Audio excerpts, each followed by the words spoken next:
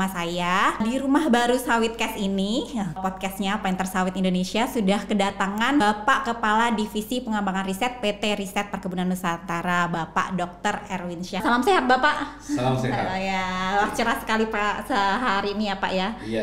Ya, jadi pada kesempatan kali ini kita akan berbicara nih Pak, kira-kira apalagi nih sudah akan memasuki tahun 2023 nih Pak. Betul. Gitu. Jadi kita pasti sudah banyak program nih yang harus kita susun gitu. Betul. Sebagai lembaga riset gitu, kemudian baik itu dari RPN kemudian diterjemahkan oleh kami sebagai puslit di PPKS, kemudian supaya kita bisa lebih move forward gitu kan, apalagi untuk lembaga-lembaga riset yang tidak hanya berhenti di publikasi namun juga bisa produknya itu bisa komersialisasi dan dimanfaatkan baik di hulu atau hilir perkebunan kelapa sawit ya Pak ya.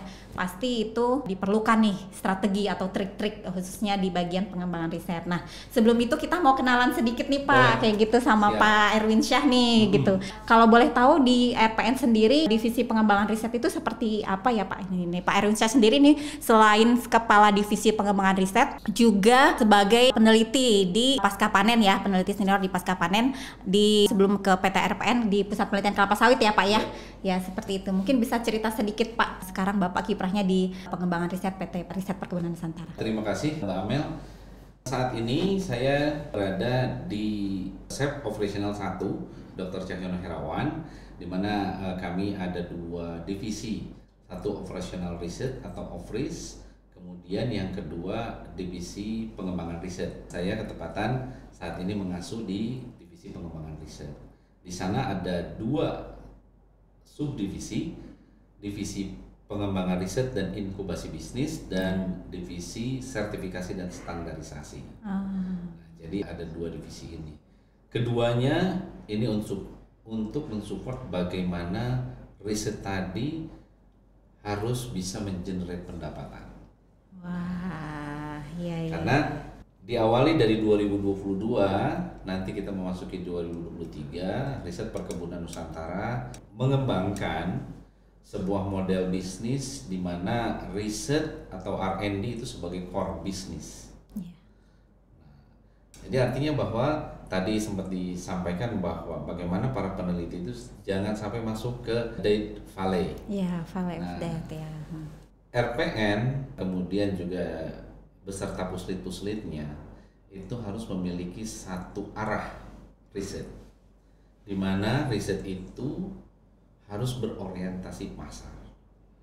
Kalau bisa riset itu diawali di pasar dan berakhir di pasar.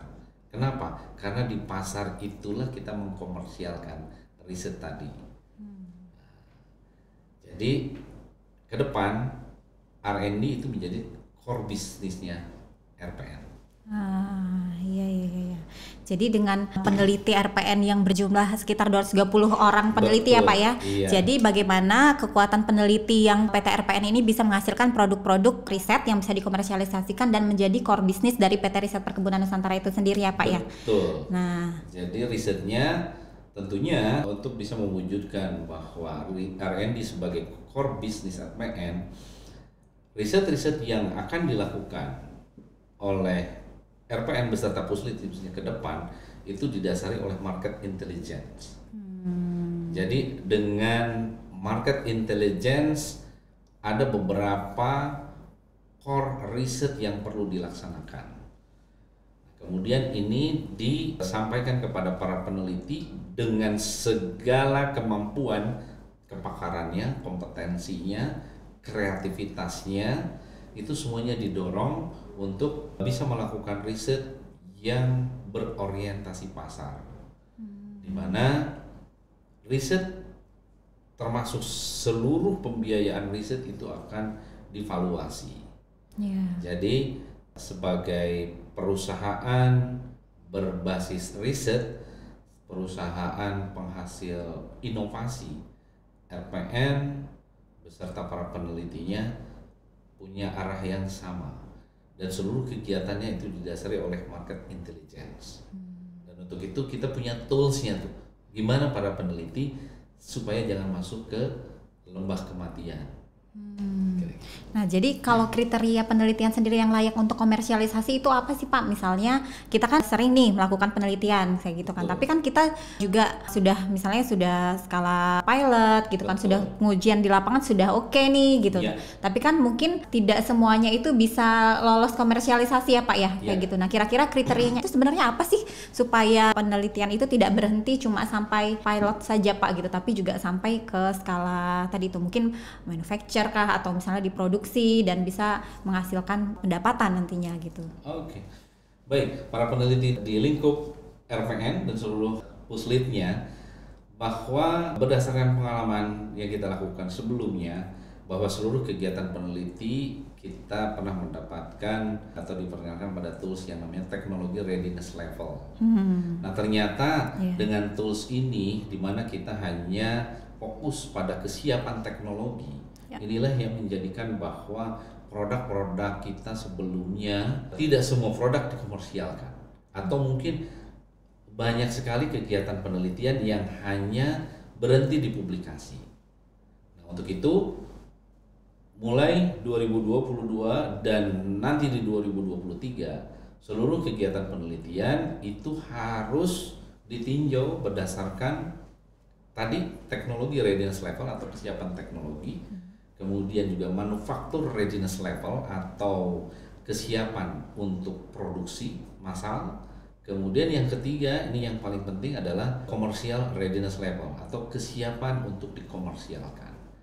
Nah, jadi di dalam proses penelitian itu nanti tetap berpanduan pada TRL 1 sampai 9, terus kemudian nanti akan ada manufaktur 1 sampai 10 level, kemudian juga akan ada commercial readiness level 1 sampai 9 level. Nah, ke semua tools ini akan dievaluasi secara simultan. Gitu. Jadi para peneliti mengajukan penelitian, proposalnya diterima, kemudian begitu masuk di TRL 1, 2, 3, dan 4, dari 4 ketika mau masuk ke 5 akan ada assessment Lagi yang sebelumnya akan dilakukan supervisi di bagian kami. Jadi kami sudah membentuk majelis asesor komersialisasi hasil riset. Jadi ketika dari sudah mencapai TRL 4, maka dia nanti akan dinilaikan untuk bisa sampai ditetapkan bahwa riset ini masuk ke TRL 5. Kalau tidak masuk atau tidak lolos, maka riset tadi harus dihentikan. Dan itu menjadi impairment tentunya. Beban perusahaan nanti. Untuk itu di awal seluruh kegiatan penelitian harus mengacu pada market intelligence. Oh, jadi semacam studi kelayakan seperti itu ya Pak ya? Ya. Ya, apakah sebenarnya baik dari aspek itu teknis atau misalnya ketersediaan bahan bakunya atau apa gitu, kemudian nanti kaitan dari segi pasarnya seperti itu ya Pak ya gitu. Terus dia ini sebenarnya layak nggak sih untuk dikomersialisasikan seperti itu ya Pak ya? Betul. Nah, itu ada sejak di TRL 5. Nah, di TRL 5 itu sudah mulai kita mengakses atau melakukan supervisi dan assessment manufaktur readiness level dan juga commercial readiness level. Terus itu berjalan sampai dengan TRL 7. Nah, TRL 7 ini kan banyak penelitian yang dead valley-nya itu antara 7 ke 8. Nah, jadi selama proses di TRL 5 sampai dengan TRL 7 itu baik itu teknologi, manufaktur dan juga komersial readiness levelnya itu dilakukan supervisi dan assessment. Bagaimana cara melakukannya? Peneliti kami beri kebebasan untuk melakukan self assessment. Namun kami support dengan tools namanya kalkulator TMC readiness level. Nah, jadi kalkulator TMC readiness level ini bisa dilakukan melalui self assessment yang nanti secara continuous kami akan melakukan supervisi. Baik itu terkait pemenuhan sampai di level mana, dilengkapi dengan dokumen yang tentunya otentik, yang sebetulnya saat ini itu sudah merupakan sebuah budaya ya di kita, bahwa seluruh kegiatan penelitian ada logbooknya. Nah, saat ini di era 4.0 logbook tadi selain yang konvensional kita juga transformasikan ke digital dalam bentuk kalkulator TMC readiness level. Seperti itu. Nah, harapannya nanti setelah dari 7, mohon izin saya lanjutkan, itu nanti akan ada lagi supervisi dan juga assessment di komersialisasi hasil riset kedua, di mana di situ menentukan bahwa riset yang sudah pada tahap TRL 7, terus kemudian juga manufakturnya juga sudah ditinjau, komersialnya sudah ditinjau, itu akan masuk ke masa inkubasi. Di mana masa inkubasi ini adalah scaling up dengan situasi yang sebenarnya, mulai diproduksi dalam skala yang lebih besar, juga sudah mulai disesuaikan dengan kebutuhan pasarnya.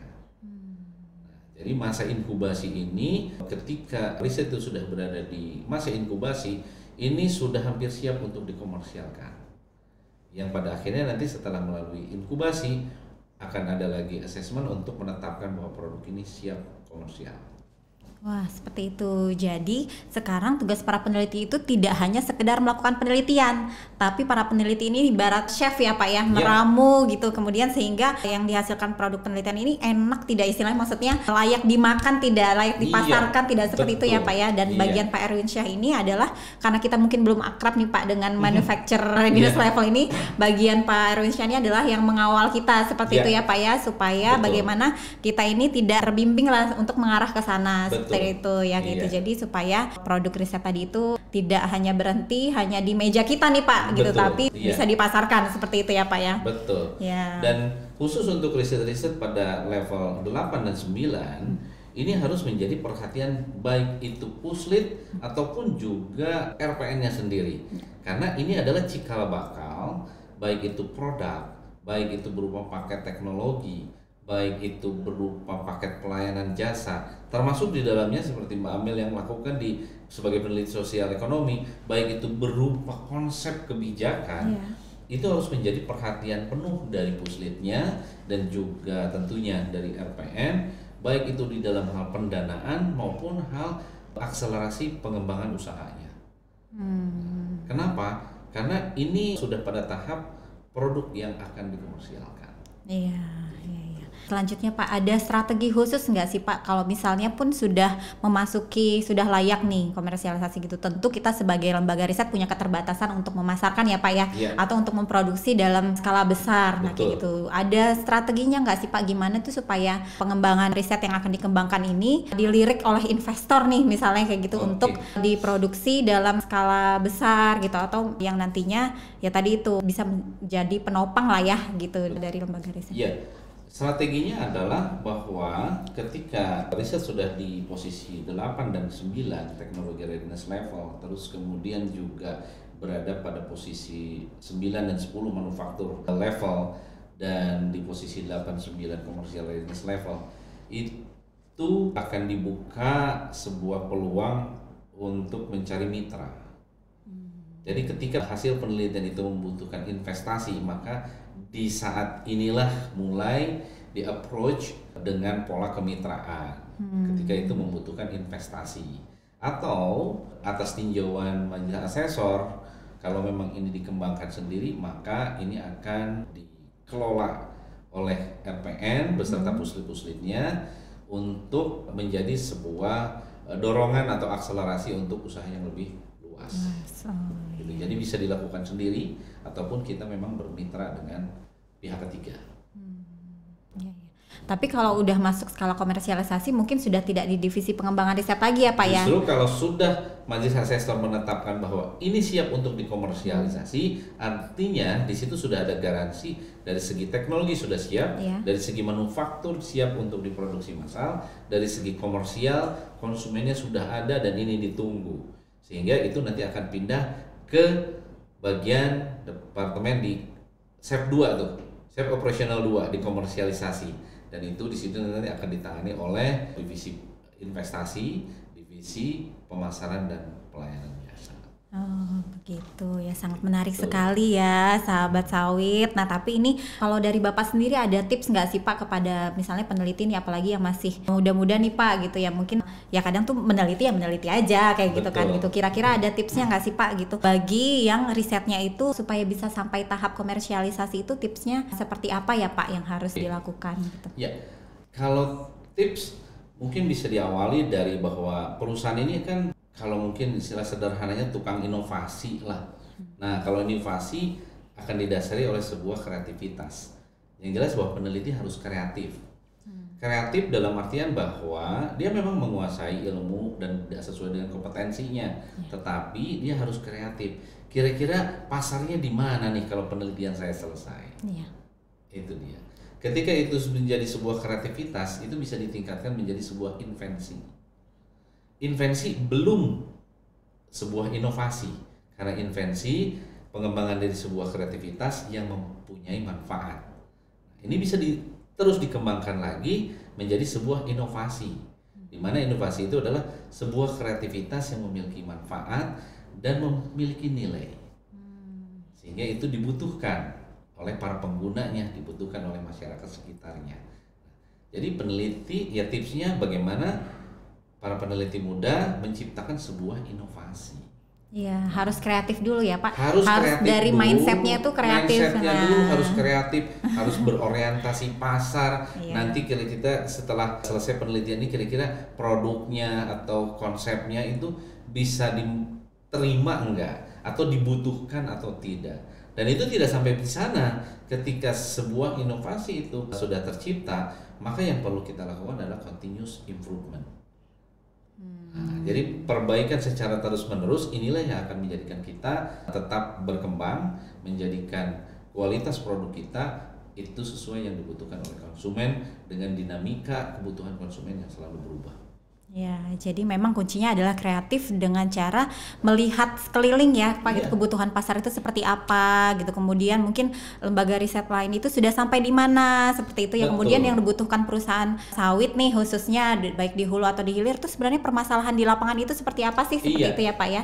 Jadi kita ini berpacu dengan waktu ya Pak ya. Terus. Karena dinamis sekali ya industri kelapa sawit ini gitu. Jadi memang dengan segala faktor eksternal, kondisi baik itu alam, kemudian iklim, apakah itu kondisi sampai ke geopolitik dan sebagainya, dan itu juga harus bisa ditangkap lah, apalagi untuk yang bergerak di kebijakan riset ini ya Pak ya, juga harus selalu adaptif gitu, seperti itu ya Pak. Jadi memang teknologi manufaktur sama commercial readiness level ini adalah tools yang memang untuk memonitor bagaimana keberhasilan atau kesiapan dari suatu hasil penelitian itu dikomersialisasikan.